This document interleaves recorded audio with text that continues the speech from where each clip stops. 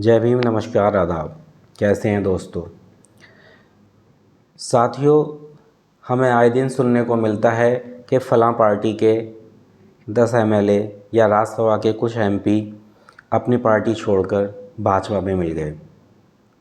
पहले ये काम और पार्टियां भी करती थीं, लेकिन फ़िलहाल ये काम भाजपा करती है। वो किसी भी तरीके से तोड़ ताड़ के एमएलए या एमपीओ को अपनी पार्टी में मिला लेती है। इसका रीज़न क्या है? ये पहले से ही चला आया है ये चीज़ें। इसका मूल रीज़न क्या है? इसका मूल रीज़न है कि भारतीय राजनीति जातिगत आधारित है, जाति बेस राजनीति है। भारत की राजनीति हमें देखने को मिलता है कि जो बीजेपी के लोग हैं, जो बीजेपी के विचारधारा वाले लोग हैं, वो अगर कांग्रेस में हैं या बहुजन समाज पार्टी में है या समाजवादी पार्टी में है या आम आदमी पार्टी में है, तो वो अपना अवसर देखते रहते हैं। जब तक उनको अच्छा लगता है कांग्रेस में, वो वहीं रहते हैं।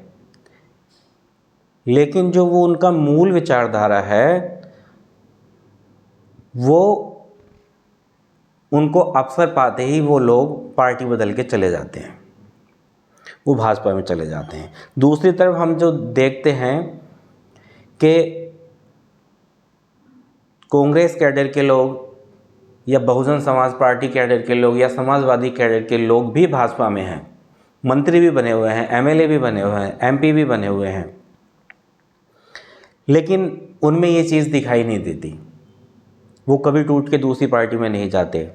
उसका रीज़न है कि बीजेपी में इन कैडर के लोगों की कोई वैल्यू नहीं है, ना ही उनको पूरा सम्मान दिया जाता है।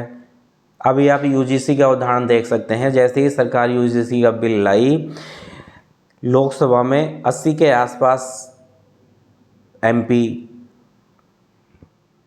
शेड्यूल कास्ट और एसटी के हैं, लेकिन इतने ज़्यादा एमपी होने के बावजूद भी 3% ब्राह्मणों ने, जनरल कास्ट ने उस बिल का विरोध किया और मात्र 4 दिन के अंदर ही वो सुप्रीम कोर्ट के द्वारा वापस ले लिया गया।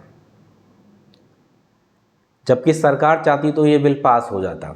सरकार की मंशा ही इस बिल को पास करने की नहीं थी। तो ये राजनीति है, जातिगत आधारित राजनीति है। कोई भी व्यक्ति बीजेपी में जो है, वो अगर बहुजन समाज का है या फिर वो कांग्रेस कैडर का है या दलित समाज का है, वो मंत्री भी बन जाए तो वो अपनी कोई बात आगे नहीं रख सकता। जबकि बीजेपी के लोग दूसरी पार्टियों में जाते हैं तो वो अपना पूरा फ़ायदा उठाते हैं और जितना उनको जब उनको मौका मिलता है वो पार्टी छोड़ के आ जाते हैं।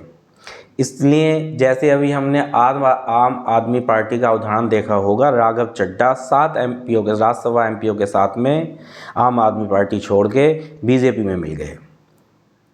अब इसका रीज़न क्या था? इसका रीज़न है कि आम आदमी पार्टी में जो ये 7 विधायक थे, एक तो ये नॉन पॉलिटिकल लोग थे, इन्हें राजनीति से कोई मतलब नहीं था, इनकी विचारधारा कोई विचारधारा के लोग नहीं थे।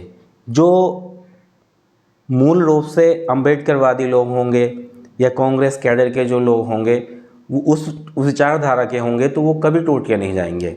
लेकिन वो नॉन पॉलिटिकल आदमी थे, जैसे हरभजन सिंह हो, क्रिकेटर हो, या स्वाति मालीवाल हो, ये नॉन पॉलिटिकल व्यक्ति थे और अंदर खाने ये भाजपा से जुड़े हुए थे, इसलिए ये पार्टी छोड़कर चले गए। इसलिए हमारी पार्टी के जो नेता हैं, उन नेताओं को ये देखना है कि जो भी हम किसी एमएलए को टिकट दें या एमपी को टिकट दें, कि उसकी मूल विचारधारा क्या है, वो किस विचारधारा से वो प्रभावित है। अगर शेड्यूल्ड कास्ट की सीट है तो वो किस विचारधारा पे व्यक्ति है, अम्बेडकरवादी व्यक्ति है या नहीं है, उस विचारधारा को देख के अगर लोग टिकट देंगे, पार्टी के नेता टिकट देंगे, तो ये दल बदल का मामला ख़त्म हो जाएगा। इसलिए सोच समझकर टिकट देना है और सोच समझ के ही हमें वोट करना है। हमें ऐसे लोगों को चुनना है जो राजनीति में टिके रहें, अपनी मूल विचारधाराओं के साथ में आए हों पार्टी में और उन मूल विचारधाराओं के ऊपर काम कर रहे हों। इसलिए मेरा आप सबसे अनुरोध है रोज़ाना की तरह कि अगर देश को बचाना है तो सावधान रहिए, सुरक्षित रहिए और जागते रहिए। जय भीम, नमस्कार, आदाब।